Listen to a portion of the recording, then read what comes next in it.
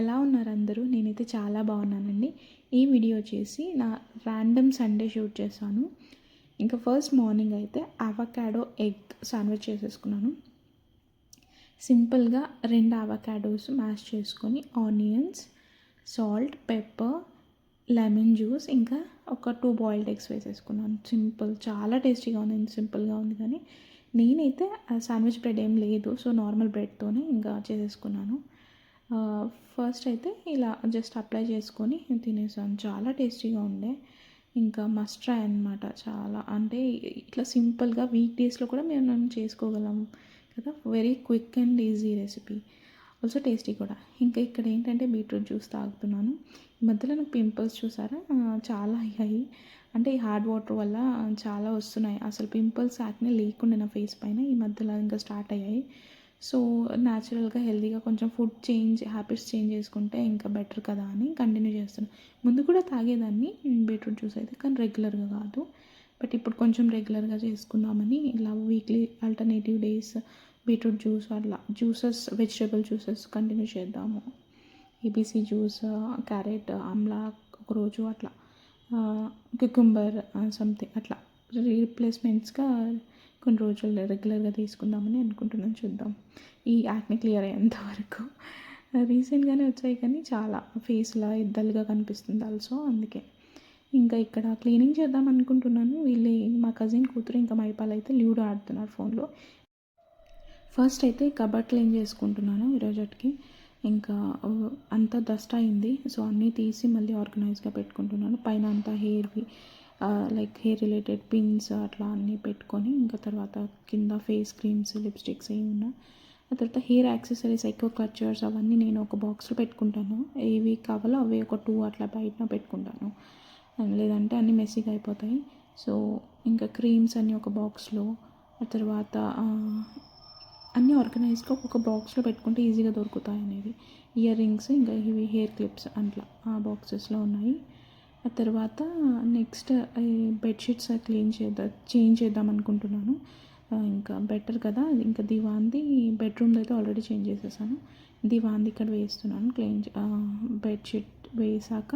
ఇక తిను ఏం షూట్ చేస్తూ చాలా క్యూరియస్గా ఉంది. ఏం షూట్ చేస్తున్నావు, లైక్ ఎవ్రీథింగ్ షీజ్ ఆస్కింగ్. ఆ తర్వాత ఇంకా అన్నీ వాషింగ్ అయితే వేసేసాను. బెడ్షీట్స్ వాషింగ్ వేసేసి ఇంకా లంచ్ కూడా ప్రిపేర్ చేయాలి కదా. లంచ్ టైం అయిపోయింది. అంటే లేట్గా తింటాం బ్రేక్ఫాస్ట్ కాబట్టి ఒక 3 అవుద్ది సండే ఆల్మోస్ట్ లంచ్ టైంకి. సో సింపుల్గా వెజిటేబుల్స్ ఏం మిగిలినాయో దాంతో పులావ్ చేద్దాము. అన్ని వెజిటేబుల్స్ ఉన్నాయి కదా కొన్ని. సో అంటే నేను చిన్నగా ఉన్నప్పుడు గుర్తు, మా ఇంట్లో ఏంటంటే, మాది నార్త్ కర్ణాటక అండి, బీదర్. అక్కడ ఏంటంటే ఆలుబాత్ చేసేవాళ్ళం. నాకు ఇదంతా తెలియదు, మా అమ్మ చేసేది. ఈవెన్ బాక్స్కి కూడా తీసుకెళ్ళలేదు వాళ్ళం. అదొక్కటే తెలుసు నాకు. రైస్ ఏదైనా ఒక డిష్ ఉంటుంది రైస్ వేసి అంటే ఈ ఆలుబాత్ అనమాట. బగారన్నం ఇవన్నీ నేను ఫంక్షన్స్లో, మ్యారేజెస్లో ఉండేవి. ఇట్లా బిర్యానీస్ అంటే ప్లెయిన్ ఇట్లా బగారన్నం అంటారు కదా, అలాంటివన్నీ.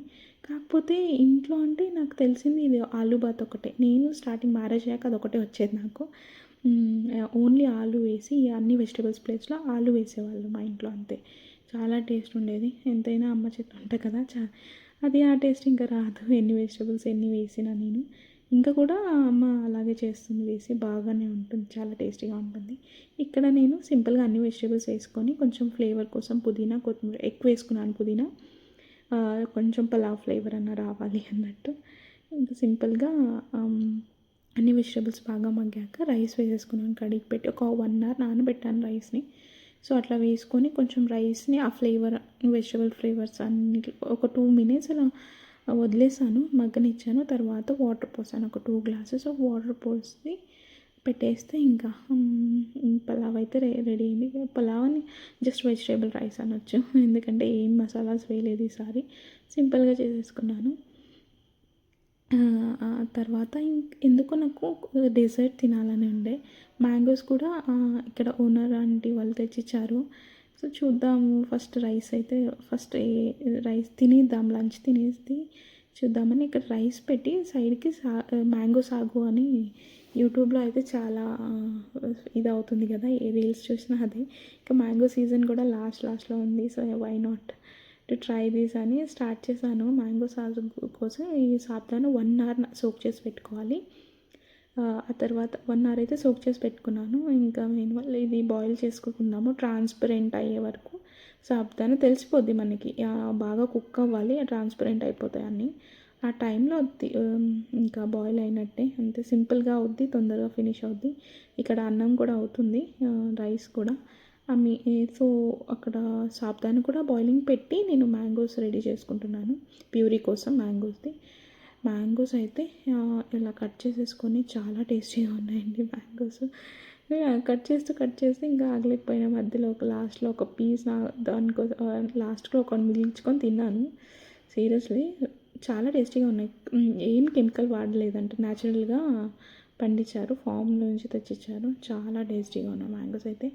లాస్ట్ చాలా బాగున్నాయి. ఇంకా ఇక్కడ మ్యాంగో సాగు కోసం పెట్టాను కదా, సాబుదానా ఆల్మోస్ట్ ఇలా ట్రాన్స్పరెంట్ కలర్ అయ్యాక కూల్ వాటర్ వేయాలి. కూల్ వాటర్ వేస్తే అది అంటంటూ ఏదైతే స్టిక్కీనెస్ ఉంటుందో సాబుదానాకి అదంతా వెళ్ళిపోద్ది అనమాట. బాగా కూల్ వాటర్ వేసి ఇలా చేసుకుంటే ఇలా చూడండి చాలా మంచిగా వచ్చేస్తాయి అవి. చేసుకొని పక్కన పెట్టి మ్యాంగో ప్యూరీ కోసం వేసి, ఆల్రెడీ మ్యాంగో స్వీట్గానే ఉంది కాబట్టి ఓన్లీ ఒక 2 స్పూన్స్ ఆఫ్ షుగర్ వేసానండి అంతే. ఎందుకంటే మిల్క్ వేస్తే చప్పగా అవుతాయి కదా, సో కొంచెం కన్సిస్టెన్సీ లూజ్గా కూడా చేసుకుంటాం కాబట్టి షుగర్ వేస్తే సరిపోద్ది, కొంచెం స్వీట్. కొందరైతే కస్టర్డ్ కండెన్స్డ్ మిల్క్ వేసుకుంటారు. నేనైతే నార్మల్ షుగర్ వేసుకున్నాను. తీయగా ఉన్నాయి, ఎక్కువ పట్టదు కూడా షుగర్, సో అంత నాకు సరిపోయింది. ఈవెన్ ఆఫ్టర్ మిల్క్ యాడ్ చేశాను, లూజ్గా కూడా చేసుకున్నాను.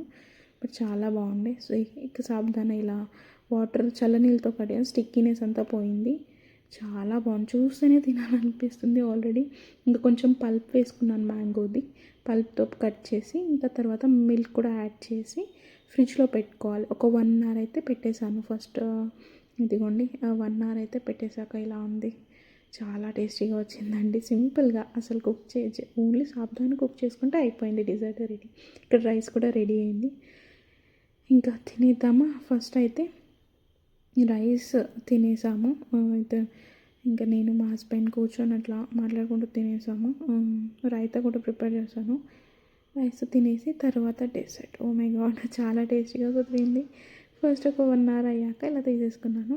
కన్సిస్టెన్సీ మీకు ఇంకా ఒకవేళ లూజ్ కావాలంటే మిల్క్ వేసుకోవచ్చు. హనీ వితౌట్ షుగర్ రిప్లేస్మెంట్ హనీతో కూడా చాలా టేస్టీగా ఉంటుంది.